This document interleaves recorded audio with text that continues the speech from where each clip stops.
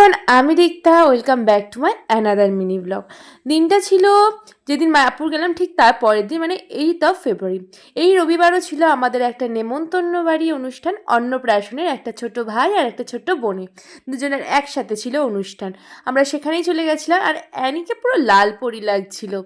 আর গেছিলাম আমি, মা, জেম্মা, টুকাই, কাকি, অ্যানি, বাবি আর সানি আর পিয়া কাকি আর রাঙা কাকা গেছিলো আমাদের সাথে।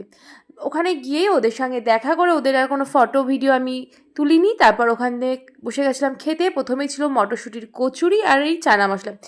এই দুটোই খেতে জাস্ট অসাধারণ ছিল, আমার দারুণ লেগেছে। তারপরেই ছিল ভাত, ডাল আর আলুর চিপস, এটাও ভালো ছিল। তার সঙ্গে ছিল ইঁচড় চিংড়ি। চিংড়ি মাছগুলো কিন্তু বেশ বড় বড় ছিল, বেশ ভালো ছিল খেতে এটাও। আর তার সঙ্গে ছিল বাটা মাছ আর কাতলা মাছ। আমি যেহেতু বাটা মাছ খাই না, তাই ওটা নিয়ে নিই। তারপরেই ছিল কাতলা মাছ, যেটা বললাম। কাতলা মাছ দিয়ে খাওয়ার পরেই চলে এসেছিলো চাটনি আর পাঁপড়।